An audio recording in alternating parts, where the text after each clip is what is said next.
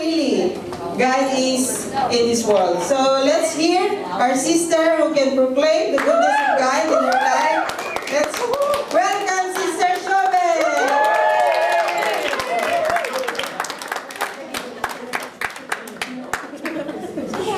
Good afternoon, everyone. If you've been in Hope Church for a while, you may think that I am a very talkative person, but this is actually my first time to speak in public, especially in front of you guys. So, just to introduce myself for those who don't know me, my name is actually Jeanne Rio Hipolito, married to my handsome husband, Phil.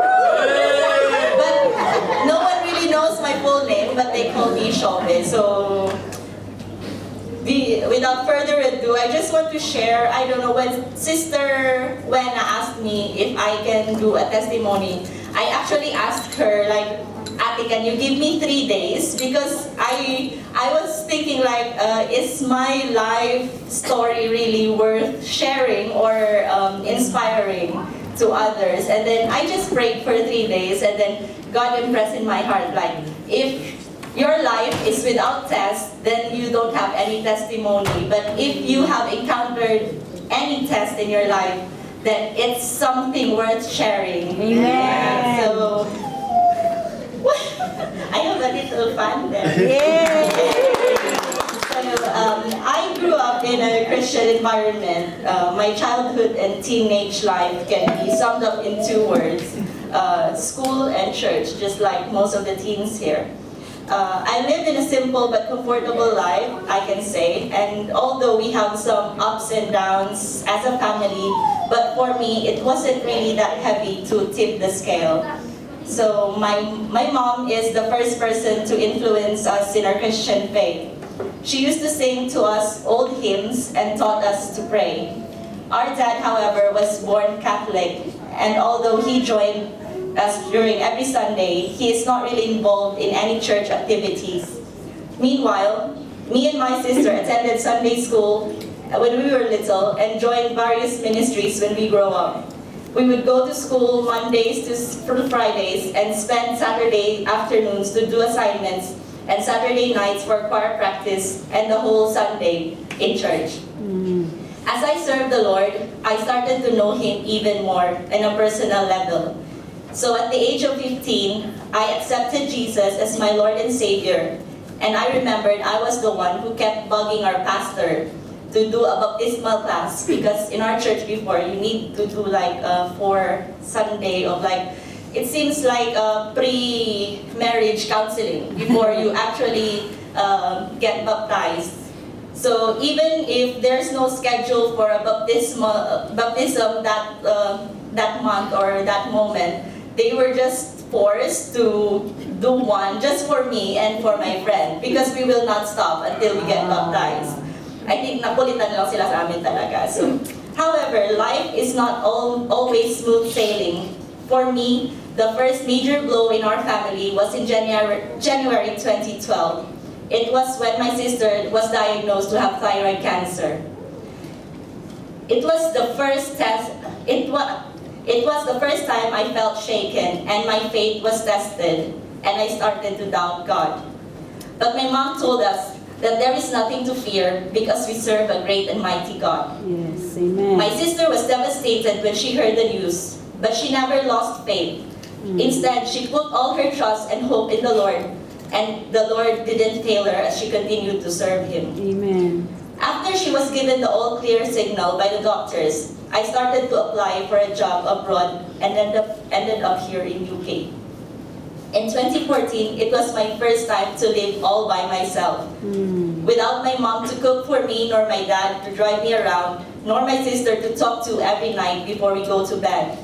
That is why I felt so blessed that my then mentor, Tinay, brought me to Hope Church. It's like God has prepared a place for me even before I planned anything for myself. Amen. I never left Hope Church since then. Amen. Amen.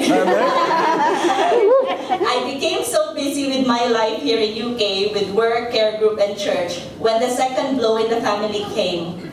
One day, I received a message from my mom saying that Papa had an affair with somebody online and that this woman is harassing her almost every day. She tried to conceal it from us, but she was so concerned that this woman might harass me and my sister too. I got mad to a point that I entertained dark thoughts in my mind. I will not divulge it. But despite everything, my mom continued to pray and trusted God. She encouraged us to pray for Papa instead of feeding the hatred in our hearts. I just prayed to God to help me forgive Papa, and the Lord impressed in my heart that I should forgive, for I too has been forgiven. Amen. I chose to listen to God's voice over my crooked and unstable state of mind, and everything went fine. So fast forward, I got married and had Banani. This was the part of my life I can say has the most impact in my life. At first, I thought motherhood is sweet, fun, and exciting. Although yes, it is sweet, fun, and exciting, no one ever told me how physically, mentally, emotionally, and spiritually draining it can be. As a first-time mother, I struggled, really struggled. The physical exhaustion took its toll on me, and that led to isolation and eventually depression. And no one ever knew about that except my husband. Normally, I would pray and pray when I'm struggling. However, during that time, I felt I was too tired to pray and said to myself, no one can do anything about it anyway. I was so preoccupied with the chores that I didn't notice that I was already under the attack of the enemy. I felt so down to the point that I dread to be in a group where everyone is having great time. Tissue? Pag ito talaga yung pinag-uusapan. Bumabalik. This is not COVID, ha?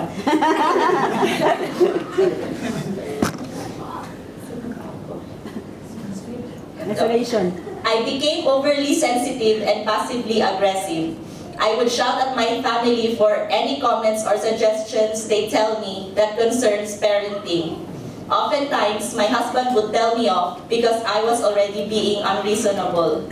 My behavior towards everybody changed, including my baby. My heart was stone cold and I was numb.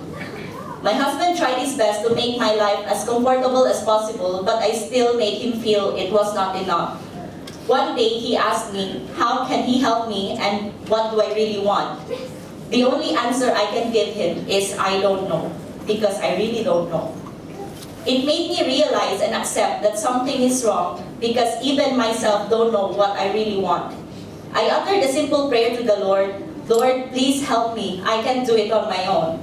And then little by little, I let go of my pride, my self-pity, my doubt, my fears of the unknown, and just fully surrendered everything to God.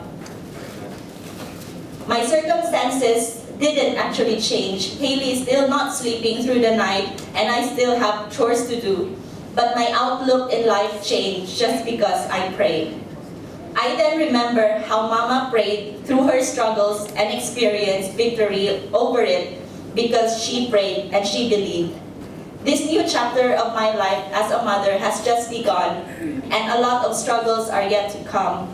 And I just need to fix my eyes on Jesus and to find joy in all circumstances. Amen. This experience will not be for me to keep, but to share with other people. It will serve as a reminder of the importance and the power of prayers. And now, as a mother, I will make sure that as how my mama influenced our spiritual walk, I too will be my children's first mentor and shepherd so that they will live a life of a victorious Christian. To God be the glory.